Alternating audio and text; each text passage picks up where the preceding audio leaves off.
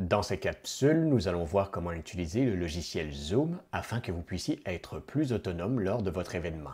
Lorsque vous faites une réservation au Carrefour des Arts et des Sciences pour une réunion en Zoom, vous devriez recevoir de ma part un courriel qui ressemble à celui qui est affiché à l'écran. Dans ce courriel, vous y trouverez un lien que vous pourrez partager à n'importe qui veut assister à votre événement.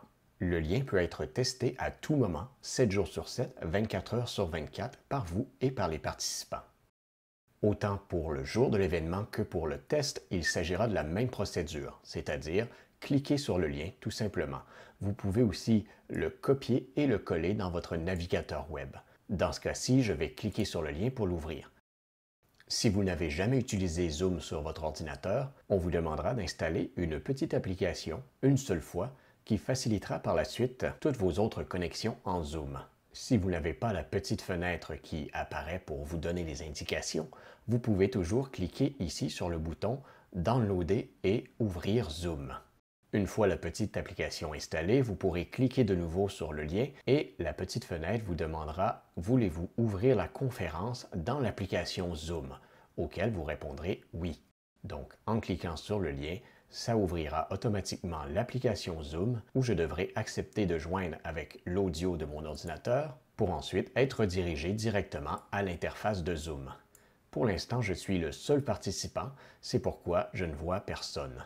Je peux tout de même tester mon matériel. Si je bouge ma souris, vous voyez la petite barre d'outils juste en bas qui va apparaître. Lorsque je ne bouge pas ma souris, la barre va se masquer automatiquement. Donc, pour la voir, bougez votre souris légèrement et vous allez avoir ici dans le coin à gauche votre micro et votre caméra. On voit présentement que ma caméra n'est pas active avec la petite barre rouge qui vient la verrouiller et que mon micro présentement est ouvert et actif. Si je clique sur le micro, je me mets présentement en mute, donc en mode silence, et personne ne pourra m'entendre. Je peux ouvrir de nouveau mon micro en cliquant sur l'icône tout simplement. Vous avez aussi les petites flèches à droite de chacun des icônes qui vous permettent de venir décider quel sera votre micro et quel sera votre haut-parleur. Si vous utilisez tout simplement un ordinateur portable, vous pouvez choisir même que le système ou par défaut au niveau du microphone et ici aussi au niveau du haut-parleur.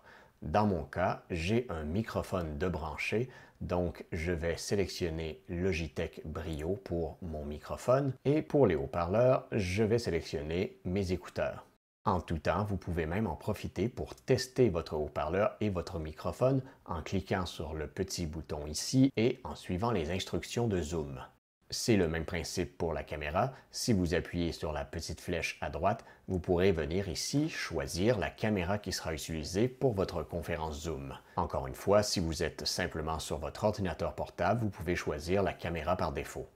Maintenant, si vous souhaitez partager votre écran à vos collègues, vous avez le petit bouton vert « Partage d'écran » qui est ici. Si j'appuie sur le bouton vert, on me demandera quel écran je souhaite partager.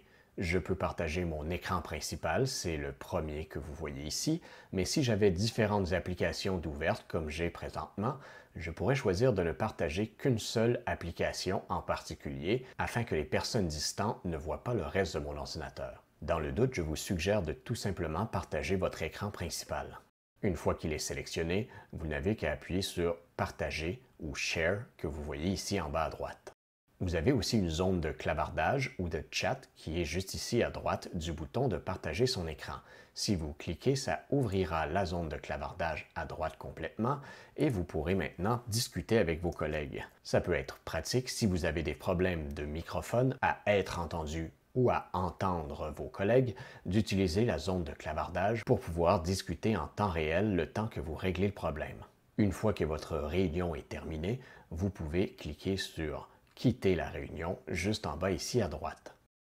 Pour toute question, je vous invite à m'écrire directement à l'adresse que vous voyez à l'écran. Par ailleurs, si vous n'avez pas reçu le lien pour votre conférence Zoom, écrivez-moi directement en précisant l'heure, la date et la nature de votre événement afin que je puisse retracer votre dossier dans mes réservations et vous envoyer la bonne adresse. Merci à vous et bonne journée.